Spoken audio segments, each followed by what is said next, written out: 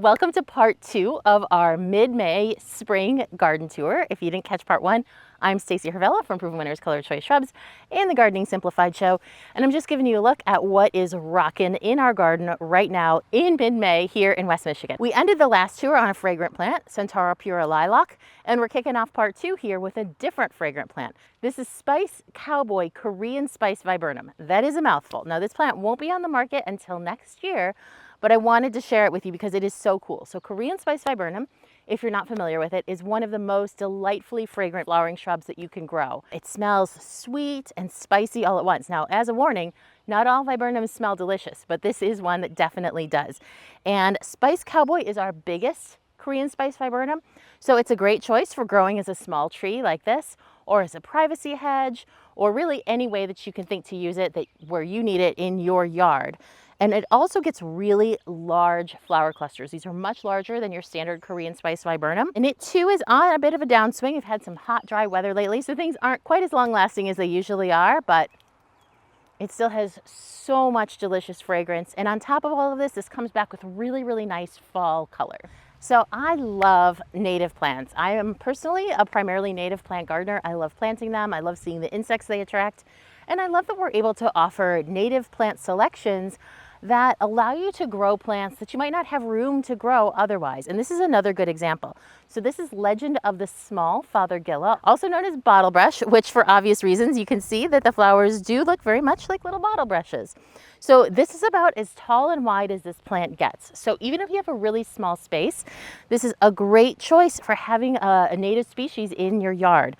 These flowers are fragrant, they are long lasting. This thing has been blooming for a couple of weeks already, and they get amazing fall color. So this is a great choice, I think, for more of a naturalistic type of landscape, more of an informal look. And it's just a really special and very cool plant. It's also very shade tolerant, but it does need moist soil. So not a great choice if you live in a really dry climate or you don't water.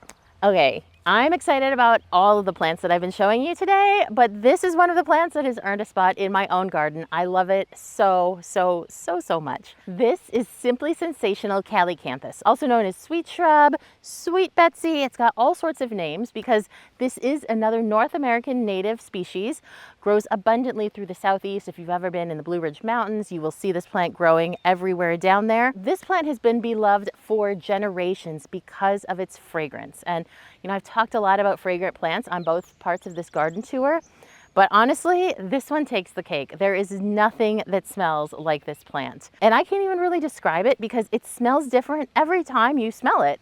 Sometimes it smells like bubble gum, sometimes it smells like pineapples, sometimes it smells like ripe apples. It's just all over the place. And it has these really unique dark maroon flowers, and it blooms for a really, really long time. Now, what makes Simply Sensational different than your average calycanthus that you're going to find out in the wild is it was selected for consistent fragrance. So native specimens, they can vary really widely in terms of their fragrance. Some might have any at all, some might only be a little bit fragrant. So we really wanted to make a selection that you could count on being the most fragrant all the time, no matter when or where you buy it. And this is that plant, and it is so delightful. It's really one of those plants that you just have to smell to believe. So if you're in the garden center this season and you see one of these, at least take a moment to give it a sniff. The older flowers, which take on these slightly brown tips, that's totally normal, are much more fragrant than the newer flowers. So it's kind of interesting in that way. And the scent also changes based on the time of day. But this is just one of those dynamic plants that you will never get tired of. And it gets fabulous bright yellow fall color. And it's really cool, when these flowers get pollinated, they form these little maraca type seed pods that are really, really fun. Oh, sorry, dude. So as I was saying in part 1 of the video, our trial gardens here are about 20 acres. And believe it or not all of the plants that we have here are in the Proven Winners ColorChoice line. Some of them are here just because the owner of this garden enjoys them. Some of them are here for observation and experimenting. And some of them, I don't really know why they're here, but how could you not talk about these fabulous tree peonies? Not in the Proven Winners ColorChoice line, not going to be seeing them anytime soon, but these are really interesting plants. So a lot of people don't realize there's 2 different types of peonies. There are herbaceous peonies and there are tree peonies. Now the herbaceous peonies are the ones that bloom in June and tend to flop, even though that's kind of an endearing characteristic of them. tree peonies bloom much earlier, and they're not true trees, but they are true woody plants. You can actually see that they have solid woody stems. This is about as large as they get. These bloom much earlier, and they are so showy. They are known for these extremely bright, extremely saturated colors, and just these boffo amazing flowers. Now, one thing that you give up in terms of the tree peonies is that they aren't fragrant.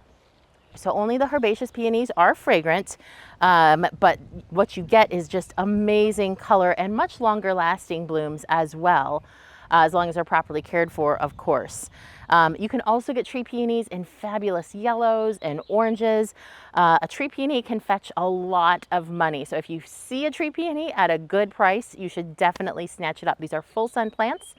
And honestly, I mean, what else is there to say? They really speak for themselves. So one of the things that we look for in the Proven Winners Color Choice line is to make sure that there's something for everybody. No matter what your taste is, no matter how much room you have in your garden, we want something that appeals to every different taste out there. And I think this is a great example of that. This is LOLLIPOP Crabapple. So this is a part of our tree program, and our tree program is only just now starting to get into the marketplace because obviously it takes a lot longer to raise a tree than a shrub. But one of the things that makes LOLLIPOP Crabapple here so special is that it naturally grows as a lollipop. And a lot of people just love this tight, dense, formal habit because you don't have to do anything. You never have to prune this. You never have to do anything to make it look just like a lollipop. And that can be a really fun thing to use in your garden or your landscape in multiples, or even as a single distinctive specimen like this. And another underappreciated advantage of LOLLIPOP Crabapple here is it is perfect for putting Christmas lights on because it naturally takes on this shape. So we're gonna end this tour with this gorgeous thing behind me. This is Golden Shadow's Pagoda Dogwood. And Pagoda Dogwood is also known as Cornus alternifolia.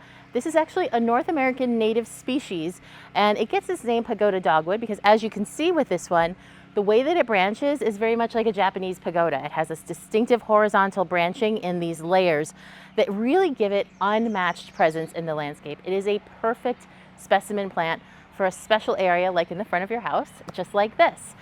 It's also different from the straight species that you'll see out in the wild in that it is variegated. So you can see that the foliage has these beautiful yellow leaves with green spots in the center. And another really cool thing about this plant is it is extremely shade tolerant. So it grows beautifully under the tall shade of trees like we have right here. The foliage won't burn up. You know, it can be really hard to find something beautifully dramatic and interesting for shady conditions, but Golden Shadow's Pagoda Dogwood is a great choice. Now this plant does flower and it is gorgeous when it is in bloom. It is in bud right now, so those flowers will start to open probably in the coming weeks. This is just a special tree for a special place, and it's one that I think, you know, especially if you have a difficult area that you've been struggling to find something this special to plant in, it's a great choice. So that's going to conclude our tour for this May. Maybe we'll have another one in a couple of weeks because things are always changing in the garden, and that's one of the things that makes gardening so fun and so interesting. Thank you so much for joining us. If you missed part one, make sure you click the link in the description and watch that as well, and we'll see you in a few weeks. Thanks.